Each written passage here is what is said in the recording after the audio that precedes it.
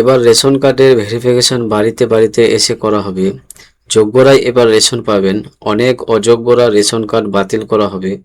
কাদের কাদের বাড়িতে আসবে এই রেশন কার্ড ভেরিফিকেশনের জন্য? এবার প্রকৃতি গরিবরাই কিন্তু এসপিএইচএইচ এর কার্ডের মতো সুবিধা পাবেন। এছাড়াও ধনীদের যে পিএইচএইচ এসপিএইচএইচ কার্ড দেওয়া হয়েছে সেগুলো যাচাই করা হবে। ধনীরা তাদেরকে কিন্তু আর RKSY 1 বা RKSY 2 কার্ড দেওয়া হবে।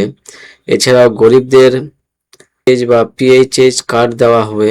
তো কি কি আপডেট এসেছে বর্তমানে আজকের এই ভিডিওতে আমরা আলোচনা করব। তো অবশ্যই ভিডিওটি বেশি বেশি করে শেয়ার করে দিন, সকলে যাতে খবরটি জানতে পারে। আর এই ধরনের তথ্য আপডেটগুলো সবার আগে পেতে চ্যানেলটিকে সাবস্ক্রাইব করে রাখবেন। আর ফেসবুক থেকে যারা ভিডিওটি দেখছেন পেজটিকে ফলো করে রাখতে ভুলবেন না। দেখুন, আপনারা এখানে পড়ে নেবেন, ঠিক আছে? আমি এত বড় অনেক বড় নিউজ আছে, আমি মেন পয়েন্টটি আপনাদেরকে পড়িয়ে দেখিয়ে দিচ্ছি। এখানে দেখেন, ভুয়ো রেশন কার্ড চিহ্নিত করতে বড় পদক্ষেপ।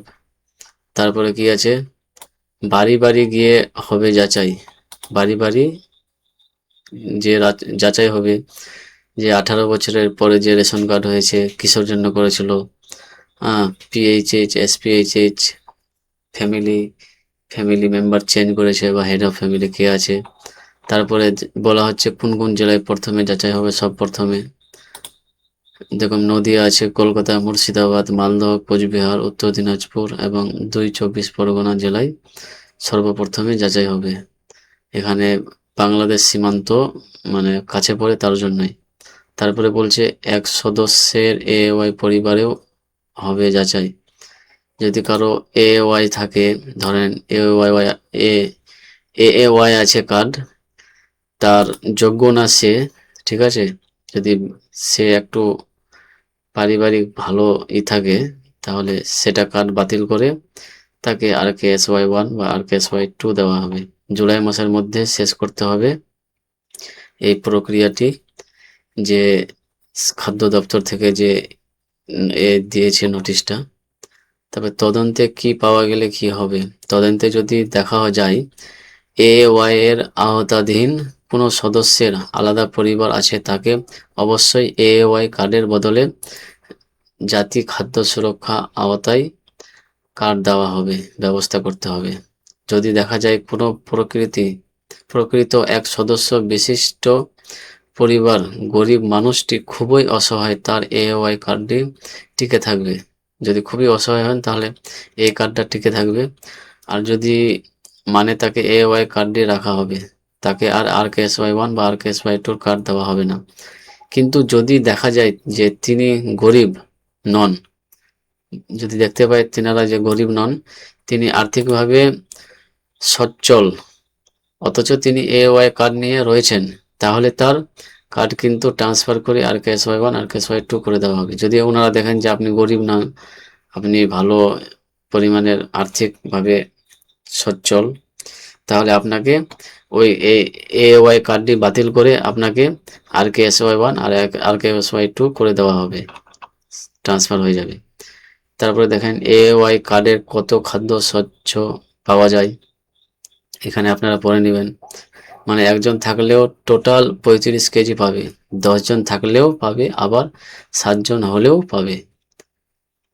সেক্ষেত্রে একজন যদি সদস্য পুরো এত কেজি মাল পায়, তাহলে সে কিন্তু হিসাবে বেশি মাল পেয়ে যাচ্ছে। আপনারা পড়ে নেবেন এটা। তারপরে দেখেন অন্য কার্ডের কি নিয়ম, অন্য কার্ডের কি কি নিয়ম আছে এখানে লেখা আছে, এটাও পড়ে নেবেন। তারপরে দেখেন খাদ্য দপ্তরের পর্যবেক্ষণ, ঠিক আছে। তারপরে নিচে দেখেন এখানে লেখা আছে রেশন ডিলার সংগঠনের দাবি। রেশন ডিলারের সর্বভারতীয় সংগঠনের সাধারণ সম্পাদক কেন্দ্রীয় সরকার এওয়াই গ্রাহকদের মাথাপিছু 7 কেজি করে খাদ্য স্বচ্ছ দেওয়ার ব্যবস্থা করছে। তো আমরা চাইছি যে সমস্ত কার্ডে যাতে এরকম সমপরিমাণ খাদ্য দেওয়া হয়, সেই দাবি জানিয়েছে সর্বভারতীয় রেশন ডিলারদের সংগঠন। তো আপনারা বুঝতে পারছেন বাড়ি বাড়ি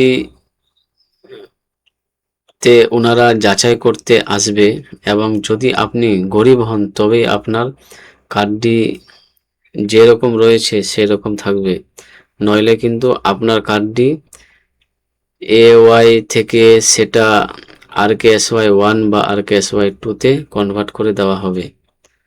তো সরকারের এই সিদ্ধান্ত আপনাদের কেমন লাগলো অবশ্যই কমেন্ট করে জানাবেন।